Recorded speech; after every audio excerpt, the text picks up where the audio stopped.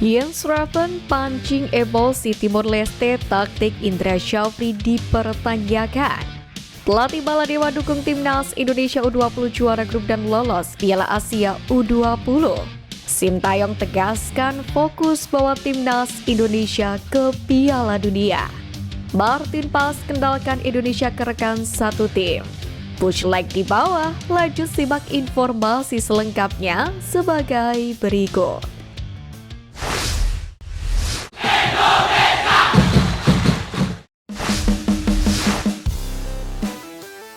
Jens Raven pancing emosi Timor Leste, taktik Indra Syafri dipertanyakan.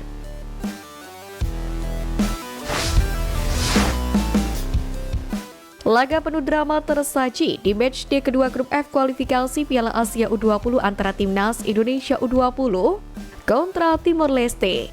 Berbekal kemenangan telak atas Baladewa di laga perdana, Indra Syafri kembali menurunkan formasi 3-4-3 dengan tidak banyak perubahan yang terjadi. Menariknya, pada laga kali ini skuad Garuda Nusantara mampu unggul lebih cepat lewat kaki Jens Raven.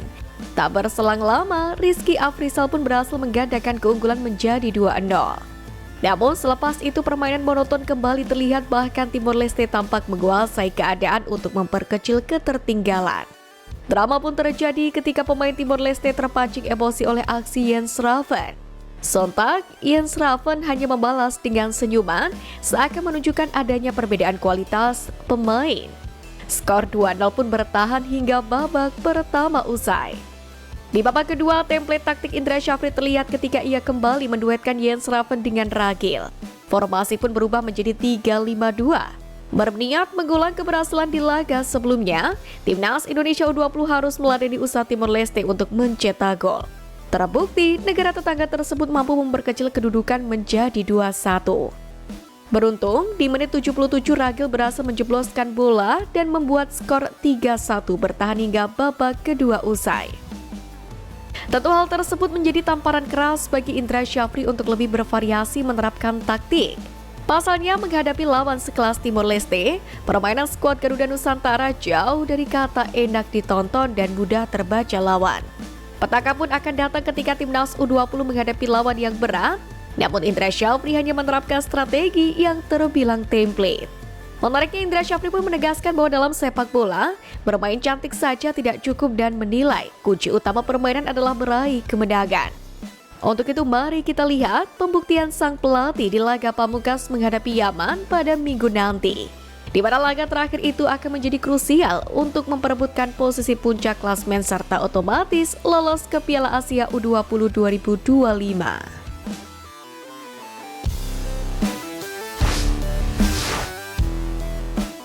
Pelatih Baladewa dukung timnas Indonesia U20 juara grup dan lolos Piala Asia U20.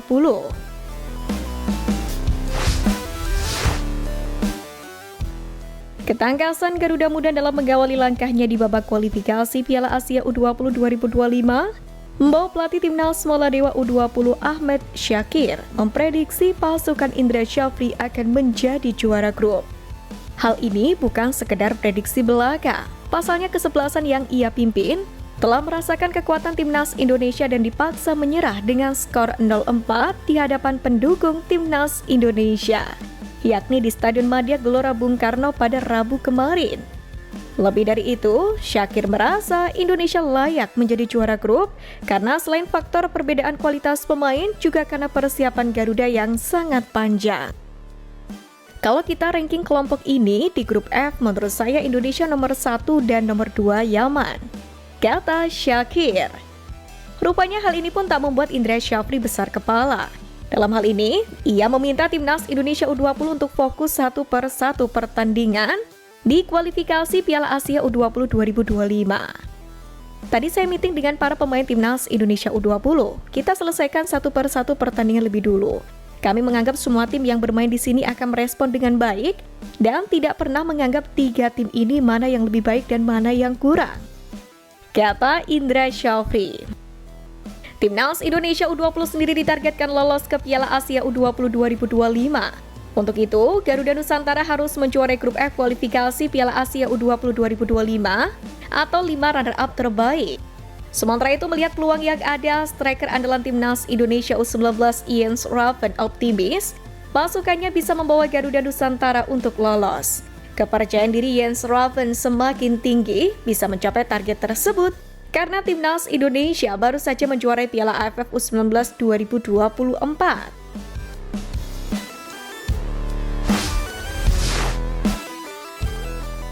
Sintayong tegaskan fokus bawa timnas Indonesia ke Piala Dunia.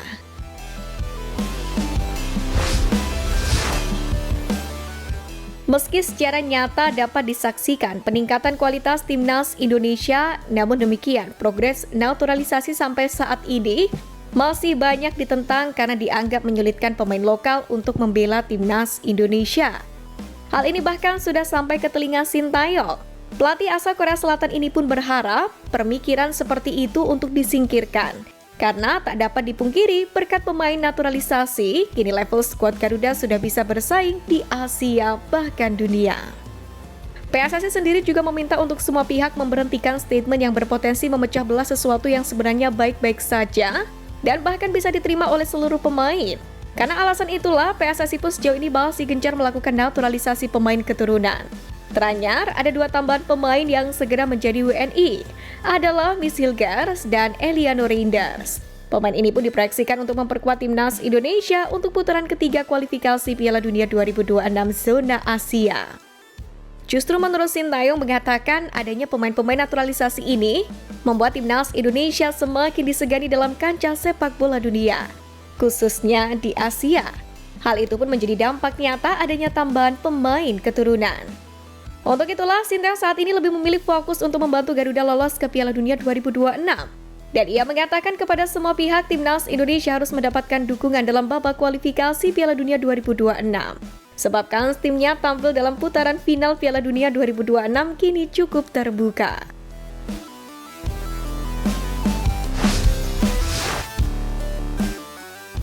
Martin Paes kenalkan Indonesia ke rekan satu tim.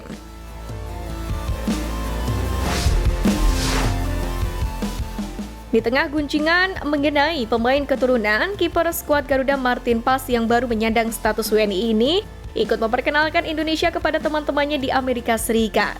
Saat ini Paes memang sedang tinggal di Paman Sam karena berkarir bareng FC Dallas. Di unggahan Instagram terbarunya, Paes memposting video yang menunjukkan dirinya sedang berada di restoran Indonesia yang ada di Dallas. Martin Paes sendiri bak melakukan promosi dengan memperkenalkan Indonesia ke temannya itu lewat makanan. Memperlihatkan teman-temanku hidangan Indonesia, tulis Paes. Usai penampilan apiknya bersama timnas Indonesia, nama Paes memang kian beken. Pasalnya, performa gemilang juga ia teruskan bersama klubnya FC Dallas. Bahkan dalam beberapa pertandingan terakhir, Paes mencetak sejumlah rekor bersejarah bersama klub setelah meraih kemenangan 3-1 atas Los Angeles LC atau LAFC 3-1 di Stadion Toyota pada hari Minggu kemarin. Menariknya dalam laporan pertandingan melawan LAFC ini, pihak FC Dallas menyebut Paes sebagai The Garuda Wall atau tembok Garuda. Kiper 26 tahun itu tampil luar biasa dengan melakukan 5 penyelamatan saat melawan LAFC.